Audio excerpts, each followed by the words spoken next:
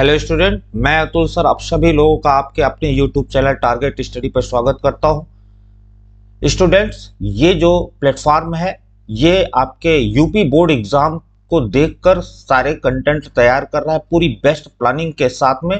और निश्चित तौर से यहाँ पर आपको हिंदी और इंग्लिश के साथ साथ हाई स्कूल मैथ और साइंस के भी क्लासेज अब रन होने वाली हैं।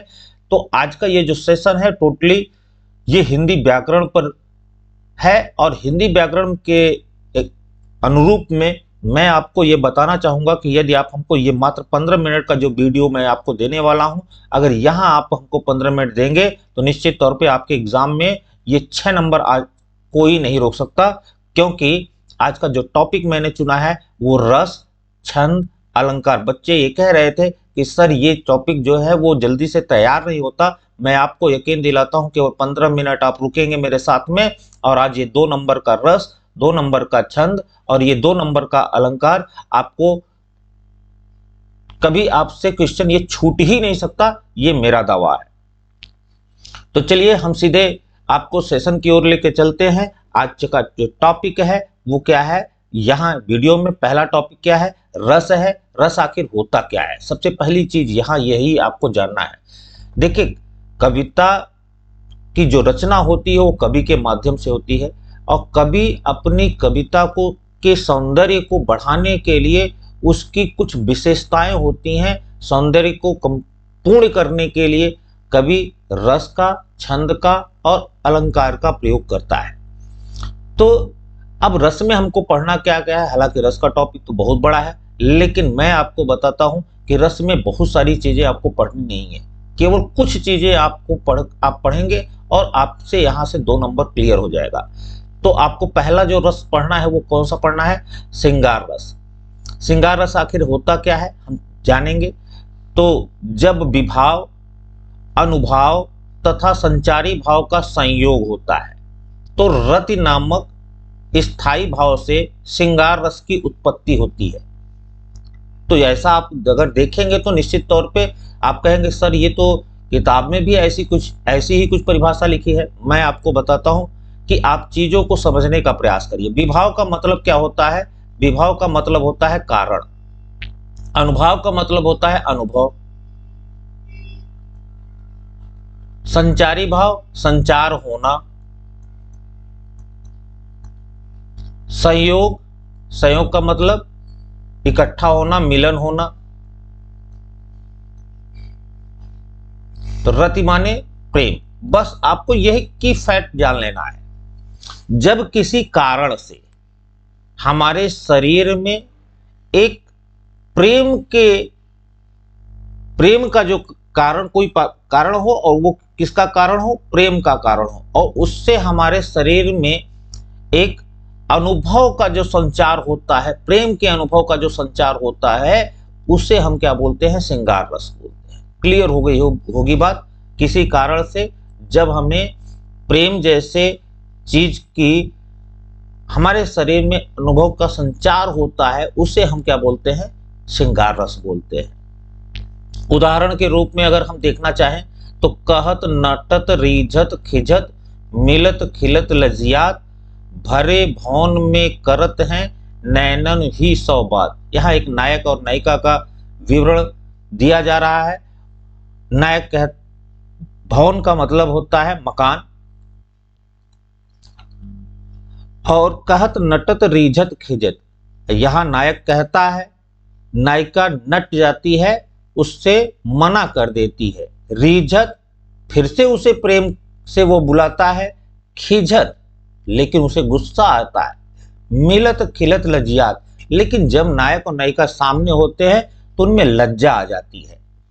भरे भवन में करत है नैनन ही सो बात, पूरे भवन में सभी लोग भरे हैं, सभी लोग बैठे हैं, लेकिन वो नैनों से ही अर्थात दृष्टि और दृष्टि के माध्यम से ही आपस में बात कर लेते हैं।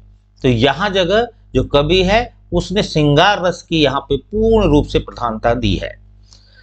दूसरा अगर उदाहरण देखें, ये रेशमी जुल्फें, ये शरबती आंखें, इन्हें देखकर जी रहे हैं सभी। मतलब यहाँ आपको मालूम है अच्छी से एक पुराना गीत भी है, गीत का मतलब ही काव्य होता है। और आप ये ध्यान रखें कि ये केवल गीत की लाइन नहीं है, आप एग्जाम में भी इसे आराम से लिख सकते हैं, क्योंकि गीत जो होते हैं वो काव्य होते हैं। यहाँ ये रेशमी जुल्फें, ये शरबती आंखें, इन्हें देखकर जी रहे हैं सभी। यहाँ जुल्फें जो हैं अर्थात जो बाल है वो रेशमी है, आंखें जो हैं वो शरबती हैं अर्थात शराब जैसी उसमें नशा है, और उन्हें देखकर जी रहे हैं सभी। यहाँ नायक कहता है कि नायिका के सौंदर्य की प्रधानता को बताते हुए कह रहा है कि आपको देखकर यहाँ पर सभी लोग जी रहे हैं। तो श्रृंगार रस तो आप आज 100% समझ ही लिए होंगे।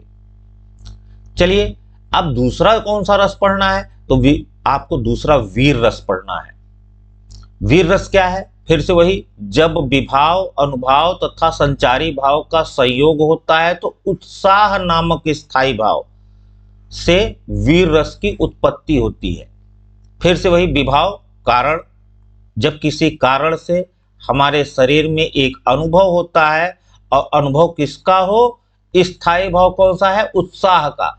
उत्साह के भाव का पूरे शरीर में संचार हो जाए, पूरे शरीर में उत्साह नामक कारण से हमारे शरीर में उस अनुभव का पूरे शरीर में संचार हो जाए, तो वहां क्या हो जाता है? वीर रस हो जाता है। अब आपको इसके उदाहरण के रूप में अगर आप जानना चाहें तो आप ध्यान रखें, हमने बचपन से पढ़ा है, बुंदेले हर बोलो के मुख हमने सुनी कहानी थी, खूब लड़ी मर्दानी वो तो झांसी वाली रानी थी। मतलब झांसी की रानी की बात अंग्रेजों के सामने उन्होंने किस तरह से अपने उत्साह से, अपने ऊर्ज से, अपनी वीरता के माध्यम से अंग्रेजों को युद्ध करना, और उनके जो कलात्मक जो बात थी, ये सारी चीजें हमने बचपन से पढ़ के रखी हैं कि झांसी की रानी की वो बात सुभद्रा कुमारी चौहान ने जो लिखी थी, उससे हमारे शरीर में उत्साह आ जाता है। जैसे मान लीजिए हम फिल्म देखने बैठे हैं, फिल्म गदर आपने देखा, और गदर में जिस तरह से राष्ट्रभक्ति को दिखाया गया है, हमारे शरीर में उत्साह हो जाता है। ऐसी बहुत सारी फिल्में आपने देखा होगा कि आप देखते ही आपके शरीर में उत्साह हो जाता है। तो उस उत्साह से हमारे जो शरीर में एक कारण का जो वो संचार होता है, उसे हम क्या बोलते हैं?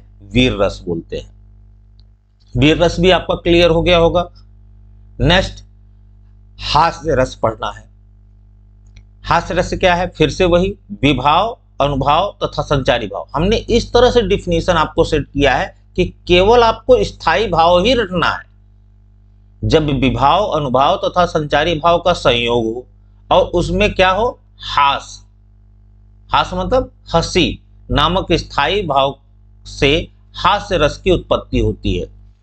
तो आप बहुत ही चुटकियों में केवल आपको स्थायी भाव चेंज करना है, और तो सारी डिफिनीशन वही है। जब विभाव, अनुभाव और संचारी भाव का संयोग हो और उसमें हास नामक स्थायी भाव से उत्पन्न हो तो हास्य रस हो जाता है वहां। उदाहरण के लिए, बुरे समय को देखकर गंजे तू क्यों रोए, किसी भी हालत में तेरा बाल न बांका हुए।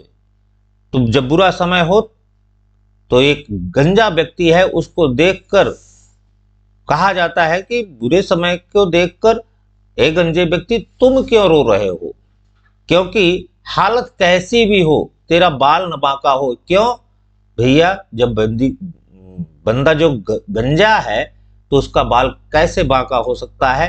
तो यहाँ पे क्या हो गया? हास्य रस की पूरी तरह से प्रधानता कर दी गई है। हमारे मन में तुरंत एक छोटी सी हंसी आ जाती है कि गंजे व्यक्ति का बाल कैसे बांका हो सकता है। अब आप जाइए अलंकार, दूसरा टॉपिक। निश्चित तौर पे आपने तीनों रस पढ़ लिए। अलंकार में आपको पढ़ना क्या क्या है? तो अलंकार क्या है? आभूषण। जब कविता के माध्यम से कवि उसमें मात्राओं के माध्यम से उसे सौंदर्य प्रदान करता है तो उसे अलंकार कहते हैं।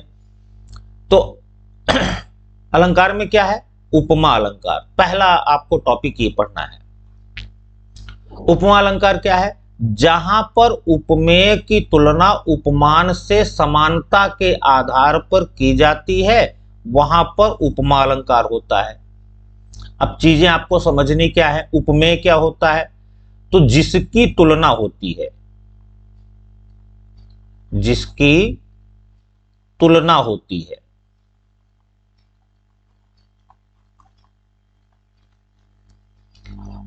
की तुलना उपमान से, उपमान जिससे हो रही है, जिससे तुलना हो रही है।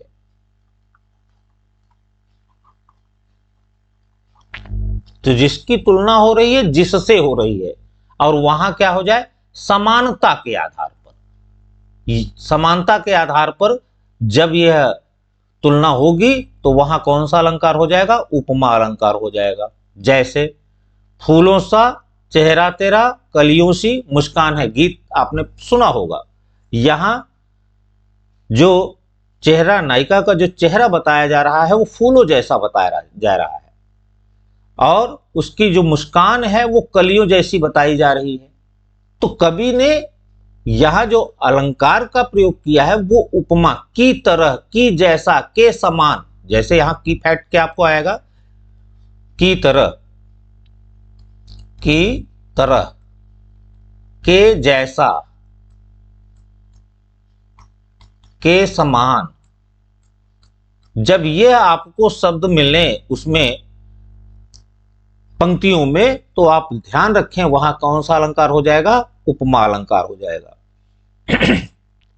अगला जो एग्जाम्पल है, नील गगन सा शांत हृदय था सो रहा।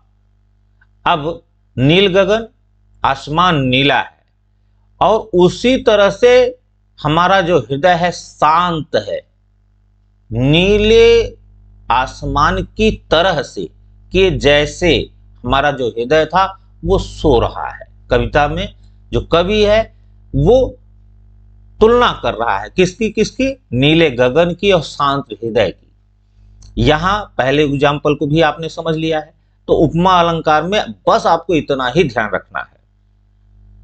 दूसरा कौन सा अलंकार पढ़ना है भैया, तो दूसरा रूपक अलंकार पढ़ना है। अब रूपक में क्या है, जहां पर उपमेय में उपमान का भेद रहित आरोप हो वहां पर रूपक अलंकार होता है। उपमेय का मतलब हमने बता दिया, जिसकी तुलना हो रही है, उपमान जिससे हो रही है, भेद रहित आपको ध्यान रखना है। भेद रहित मतलब बिना अंतर के, अर्थात जिसकी तुलना हो रही है और जिससे तुलना हो रही है उसमें कोई अंतर ही न रह जाए, दोनों एक ही कहे जाए, आप उसमें अंतर निकाल न सके कि कौन उपमान है और कौन उपमेय है। जब ये अंतर आप नहीं निकाल पाएंगे तो वहां कौन सा अलंकार हो जाएगा, रूपक अलंकार हो जाएगा। यहां आपको जो एक छिपा शब्द मिल सकता है वो रूपी शब्द मिल सकता है। रूपी शब्द से हम इसको जानते हैं कि यहां जो शब्द आपको, जैसे कि उपमा अलंकार में की जैसे, की जैसा, की तरह, के समान, आपको वहां ये तथ्य मिल रहे थे, उसी तरह से यहां रूपी शब्द आपको तथ्य में मिलेगी। जैसे उदाहरण में, पायो जी मैंने राम रतन धन पायो। अब राम, यहां पायो जी मैंने तो पा लिया है क्या, राम रतन, राम मतलब प्रभु राम, रतन रत्न, और धन पायो। यहां राम को रत्न बताया जा रहा है कि रत्न को राम बताया जा रहा है, यह बात पूरी तरह से भ्रम में है। तो जहां उपमेय, राम की तुलना किससे हो रही है, रतन से। अब ये आप नहीं क्लियर कर सकते कि रतन की तुलना राम से है या राम की तुलना रतन से है। ये आप जब अंतर नहीं निकाल पाएंगे तो निश्चित तौर पे वहां कौन सा अलंकार हो जाएगा, रूपक अलंकार हो जाएगा। दूसरा उदाहरण देखें, चरण कमल बंदौ हरिराई। वहां भगवान के चरणों की वंदना की बात हो रही है, तो यहां चरण और कमल। अब कमल, चरण को कमल कहा गया है या कमल को चरण कहा गया है, दोनों चीजें अंतर ये न हो, भेद रहित हो।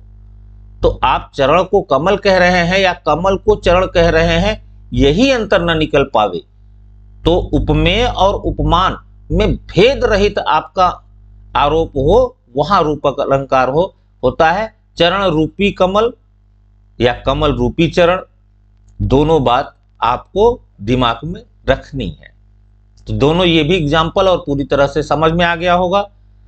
यमक अलंकार की बात करेंगे। अलंकार में आपको 4 अलंकार पढ़ने हैं। तो तीसरा अलंकार आपको क्या है? यमक अलंकार, जहां पर कोई शब्द एक से अधिक बार आए। ध्यान रखें, शब्द कितना है? एक, और उसको आना कितनी बार है? एक से अधिक बार आए, और उसका अर्थ जो होगा वो अलग अलग होगा। उसी शब्द का, जो शब्द आए उसी शब्द का अलग अलग अर्थ हो, वहां पर यमक अलंकार होता है।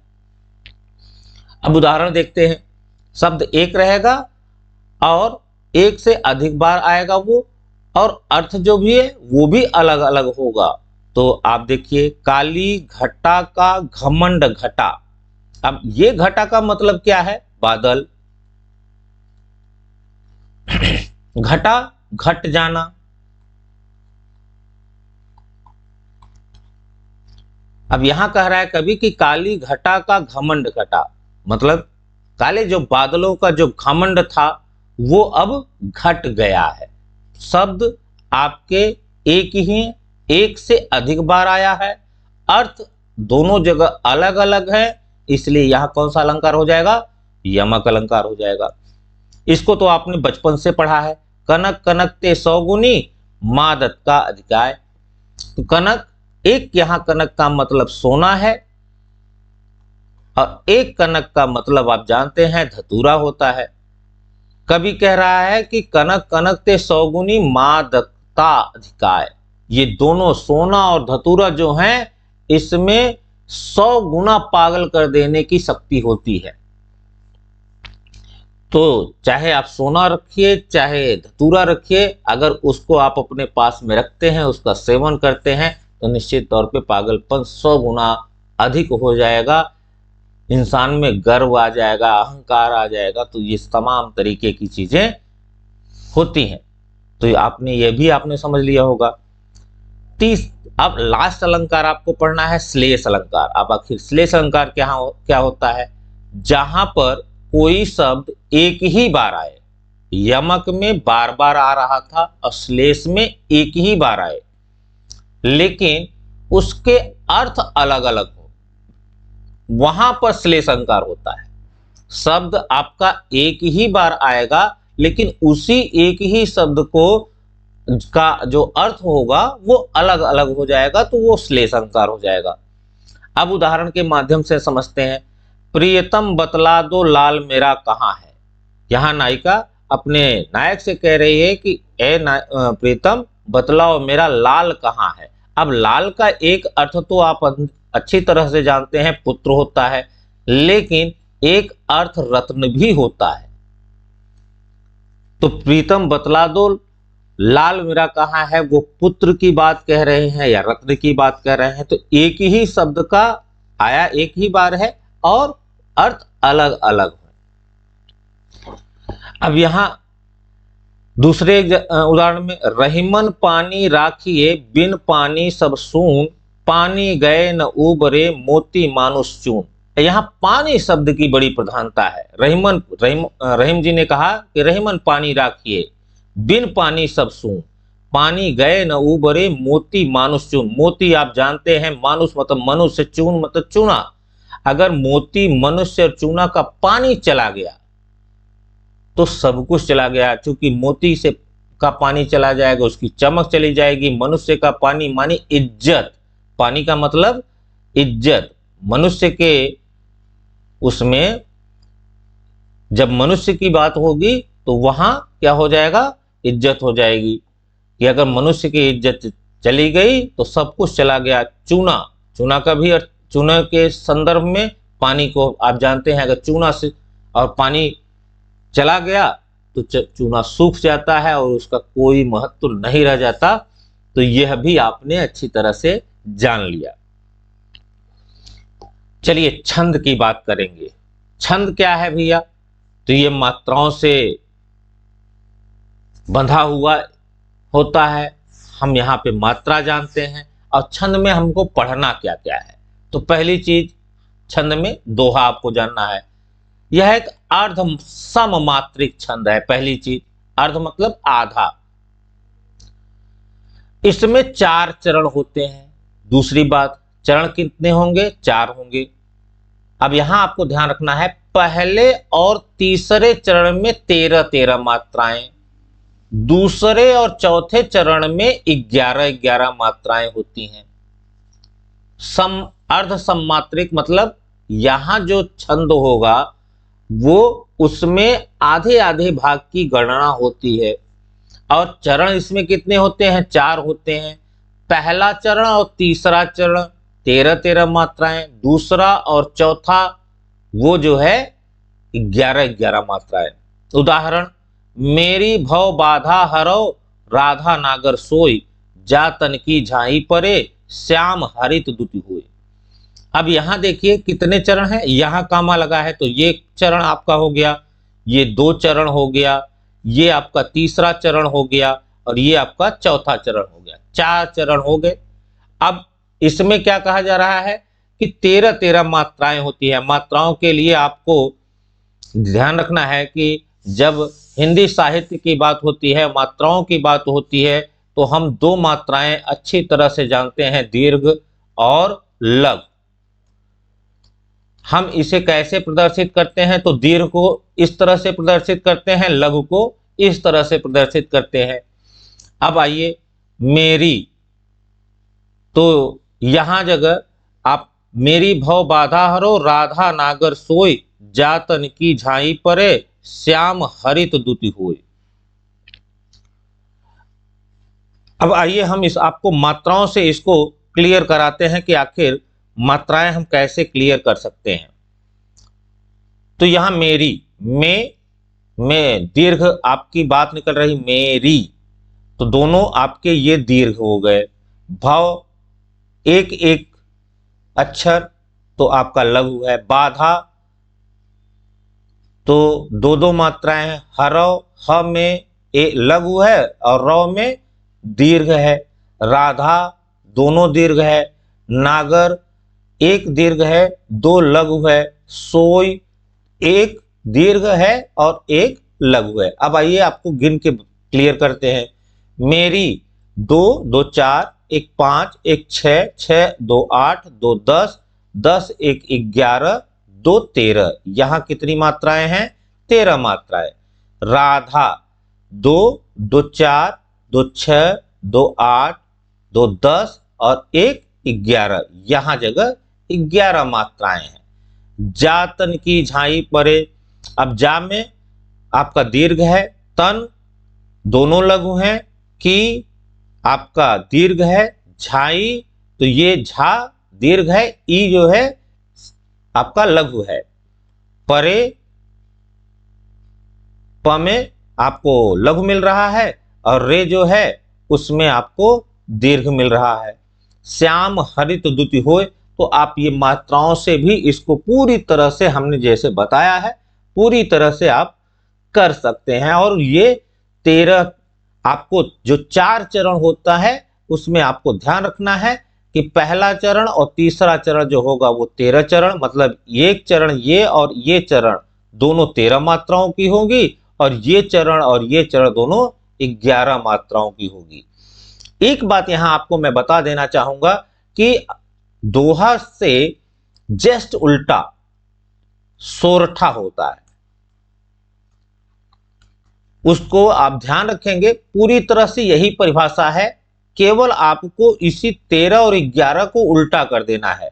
यहां पहला और जो तीसरा चरण होता है, पहला और तीसरे चरण में 11-11 मात्राएं होती हैं और दूसरे और चौथे में जो होगी वो 13-13 मात्राएं होंगी। अब आप उदाहरण अगर आपको नहीं आ रहा है एग्जाम में, तो सोरठा के डिफिनीशन परिभाषा तो आपको तैयार हो गई, केवल आपको इतना है दोहा से जस्ट उल्टा आपको सोरठा करना है। पहला तीसरा चरण जो होगा वो 11 मात्राओं का होगा, दूसरा चौथा 13-13 मात्राओं का होगा। तो निश्चित तौर पे आपको ये दोनों डिफिनीशन तो क्लियर हो गई होगी। अब आपको एग्जाम्पल नहीं आ रहा है तो इसी को आप उल्टा कर देंगे। पहले आपको ये चरण लिख देना है, फिर दूसरा चरण ये लिखना है, तीसरा ये लिखना है, चौथा ये लिखना है। आप पूरी तरह से आपका सोरठा का उदाहरण बन जाएगा। चलिए नेक्स्ट आप देखते हैं, हमको पढ़ना क्या है, चौपाई। यह एक सममात्रिक छंद है। ध्यान रखो, वहां अर्ध सममात्रिक था, ये सममात्रिक है। इसमें भी 4 चरण होता है और प्रत्येक चरण में 16 मात्राएं होती हैं। चौपाई 4 गुणित 4 आप दिमाग में रखिए, चौपाई 4 गुणित 4। चारपाई में भाई 4 होते हैं ना, तो चौपाई उसको 4 से 4 का मल्टीप्लाई कर देंगे, गुणा कर देंगे तो 16 हो जाएगी, मात्राएं आपकी निकल जाएंगी। तो इसमें सममात्रिक छंद है, पहली बात ध्यान रखना है। चरण कितने होते हैं, 4 चरण होते हैं। मात्राएं कितनी होती हैं, 16 मात्राएं होती हैं। और उदाहरण तो भैया हमारे जो सरकार हैं, मैं उनका ही लिया हूं और इसको आप अच्छी तरह से जानते भी हैं और आपने बचपन से इसको पढ़ा भी है। जय हनुमान ज्ञान गुण सागर, जय कपीस तिहु लोक उजागर, राम दूत अतुलित बरधामा, अंजन पुत्र पवन सुतनामा। ये आपकी चौपाई का उदाहरण हो गया। निश्चित तौर पे ये चीजें आपके लिए बिल्कुल आसान हो गई होंगी। तो आप सभी लोग हमारे वीडियो में अंत तक बने रहे, इसके लिए आपको धन्यवाद। टारगेट स्टडी का ये जो प्लेटफॉर्म है, यहाँ से जो आपको ये क्लासेस दी जा रही हैं, अगर ये क्लासेस आपको अच्छी लग रही हैं तो एक लाइक जरूर करिएगा। आप अपने कम से कम एक मित्र को मात्र शेयर करिएगा और अगर आप प्लेटफॉर्म पर नए हैं तो चैनल को सब्सक्राइब कर लीजिएगा, बेल आइकन को प्रेस कर लीजिएगा जिससे कि टाइम से नोटिफिकेशन मिल सके। धन्यवाद।